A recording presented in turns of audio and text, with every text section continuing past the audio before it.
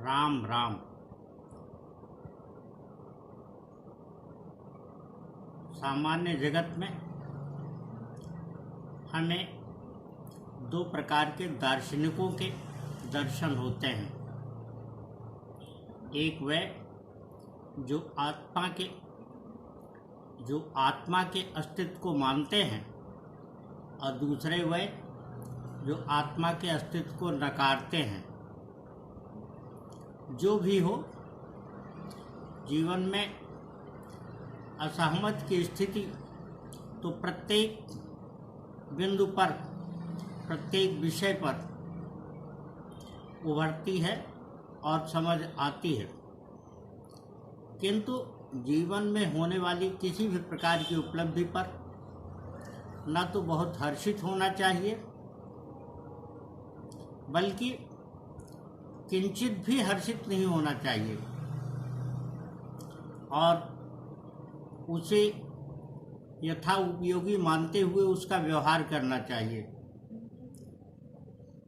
और दूसरी स्थिति वह होती है जब ऐसी कोई उपलब्धि विनष्ट हो जाती है तो उस पर शोक भी नहीं करना चाहिए। यही जीवन की सर्वोत्तम अवस्था कही और मानी जाती है। श्रीमद् भगवद गीता में कहा गया है कि अव्यक्तादीन भूतानि व्यक्त मध्यानि भारत अव्यक्त निधनान्यो तत्र का परिदेवता। कहने का आशय यह कि व्यक्ति जीवन के पूर्व में, प्रारंभ में अव्यक्त होता है, मध्यकाल में उसकी अवस्था और स्थिति व्यक्त अर्थात प्रदर्शित होती है और निधन के बाद भी उसकी यही स्थिति हो जाती है, वह दिखाई नहीं देता, उसे सिर्फ अनुभव किया जा सकता है। यही बात हमें किसी भी प्रकार की उपलब्धि पर भी होनी चाहिए।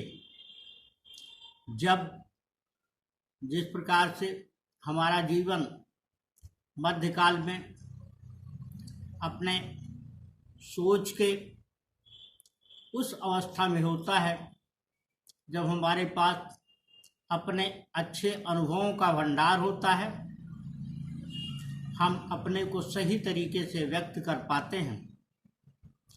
क्रमशः धीरे धीरे वह स्थिति समाप्ति की ओर बढ़ती है और हमारे न रह जाने के पश्चात पुनः समाप्त हो जाती है, यानी अव्यक्त हो जाती है, अदृश्य हो जाती है। इसलिए जीवन की किसी भी प्रकार की उपलब्धि को हर्ष और विषाद से जोड़ करके नहीं देखना चाहिए। जीवन जीने के लिए तमाम अच्छी बातें और युक्तियां हमारे समक्ष विद्यमान होती हैं, हमारे मन मस्तिष्क में आती हैं। दो प्रकार की शक्तियों का जीवन में होना बहुत आवश्यक है, एक समझ शक्ति और दूसरी सहन शक्ति।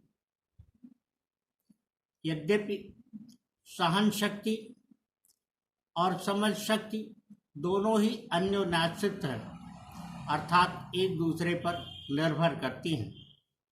जब हम में सहने की क्षमता होगी और यानी सहन शक्ति होगी, तभी समझ शक्ति का विकास होगा। इस प्रकार से समझ शक्ति सहन शक्ति पर निर्भर है। और दूसरा ये कि जब समझने की क्षमता होगी, सहने की क्षमता तभी आएगी। और इस तरह से सहन शक्ति समझ शक्ति पर निर्भर करती है। जीवन में हम सदियों किसी न किसी तरीके से इसे सार्थक बनाने के यत्न में लगे होते हैं।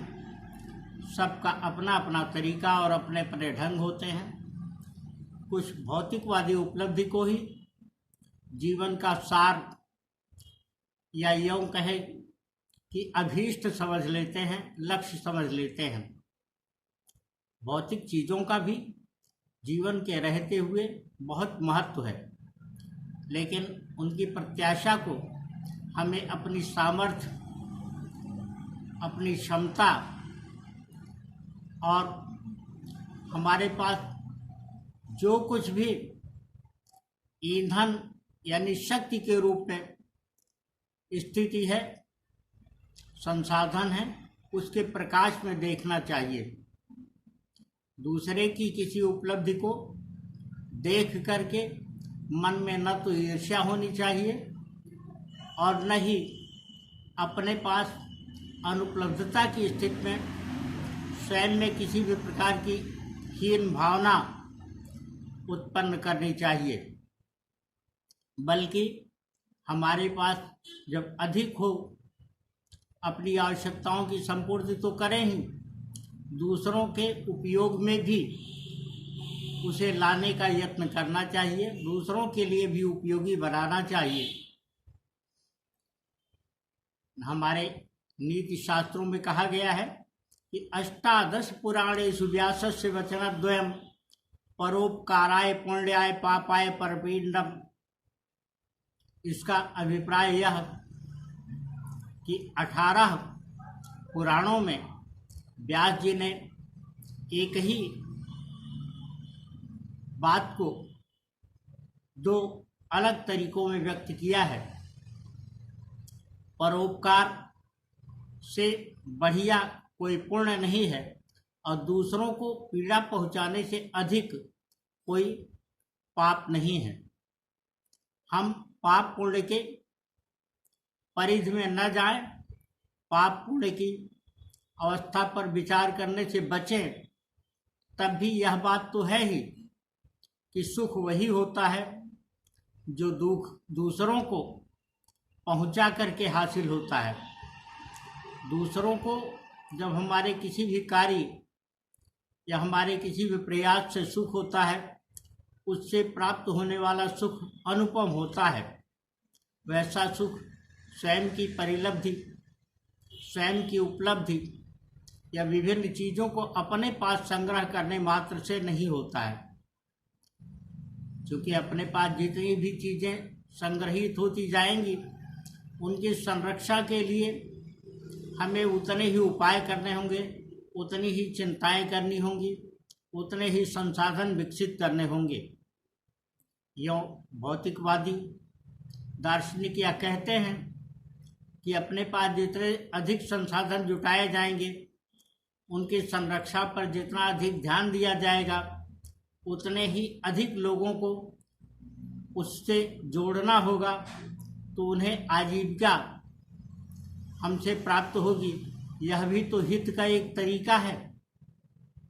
किंतु ऐसा भी हित क्या, ऐसे भी संसाधन क्या जिनके न रहने पर हमारे लिए शोक की अधिक स्थिति बने।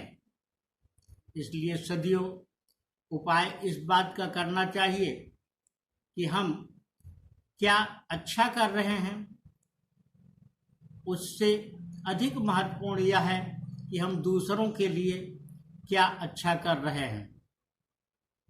देखा जाए तो समाज में जो भी स्थितियां विद्यमान हैं, सदा से चली आई हैं, उनका रूप ही परिवर्तित होता रहा है।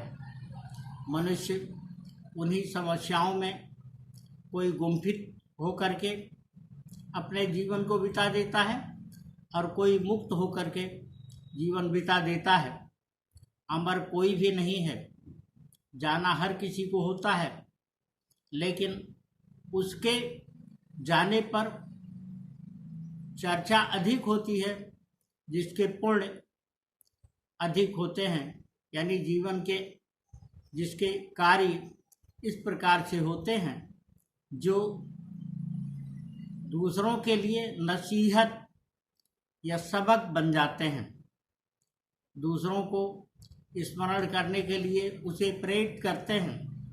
ऐसे अनेक महापुरुष न केवल भारत भू पर बल्कि दुनिया के हर हिस्से पर जन्म लेते आए हैं और उनसे संपूर्ण समाज प्रेरणा प्राप्त करता है।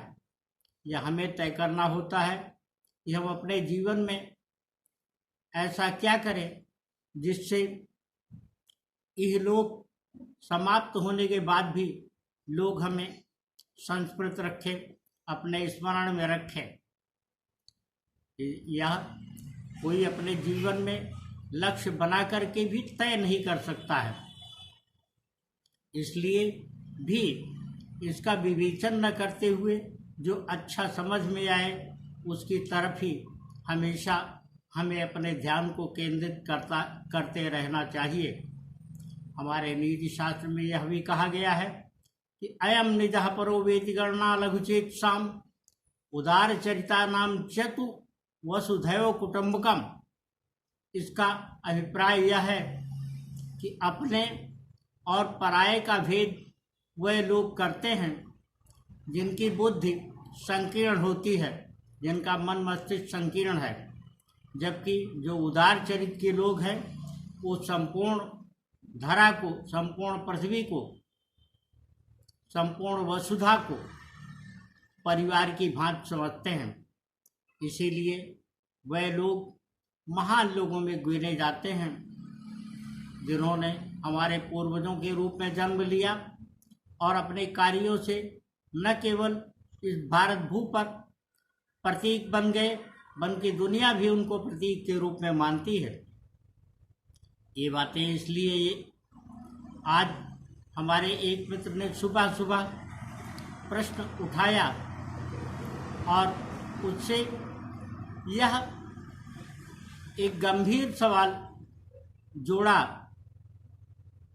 कि वास्तव में देवताओं की जितनी पूजा हम लोग भारतीय धरती पर करते हैं उतनी पूजा दुनिया के अन्य क्षेत्रों के लोग क्यों नहीं करते?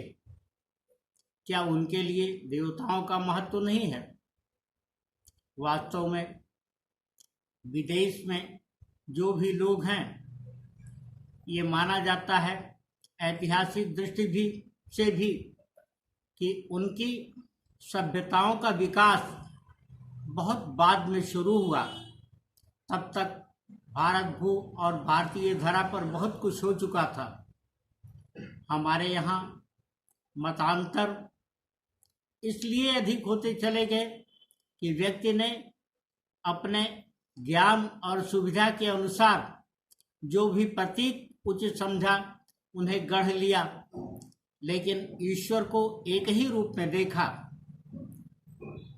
इस संबंध में अनेक कहानियां प्रचलित हैं, लेकिन जो विदेश में लोग हैं, जो दुनिया के अन्य खंडों में हैं और विकसित हुए हैं, उनके बारे में कहा जाता है कि उनकी सभ्यताओं का विकास हमारे बहुत बाद में हुआ।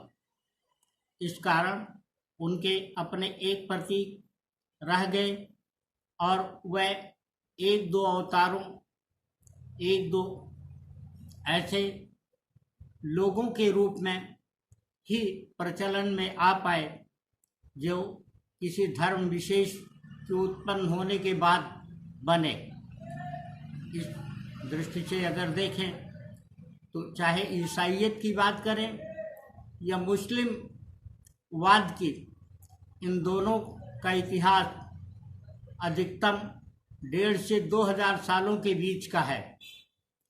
इनकी सारी सभ्यताओं का विकास इसी दौरान हुआ, जबकि भारतीय संस्कृति, भारतीय मनीषा के उत्पन्न होने का काल निर्धारित कर पाना देश विदेश के किसी भी इतिहासकार के लिए संभव नहीं हो पाया है। यही कारण है कि आज तक इस बात का परिमापन ही चल रहा है दुनिया के अन्य क्षेत्रों में, भारत भू पर भी है, कि वास्तव में राम, कृष्ण या इनके पूर्व भी सतयुग में जो देवता थे उनकी क्या व्यवस्था थी। लेकिन देवता के रूप में हमारे बीच में भगवान के जो भी अवतार हैं वह न केवल संपूर्ण दर्शन है, बल्कि जीवन की संपूर्ण संस्कृति के प्रतीक है। जीवन का कोई भी कार्य, जीवन का कोई भी पुरुषार्थ, जीवन के जीने की कोई भी युक्ति उनके जीवन से हमें प्राप्त होती है। यह हम पर निर्भर करता है कि हम किस चीज़ को कितना गहराई से जान पाते हैं और अपने व्यवहार में लेते हैं। राम राम।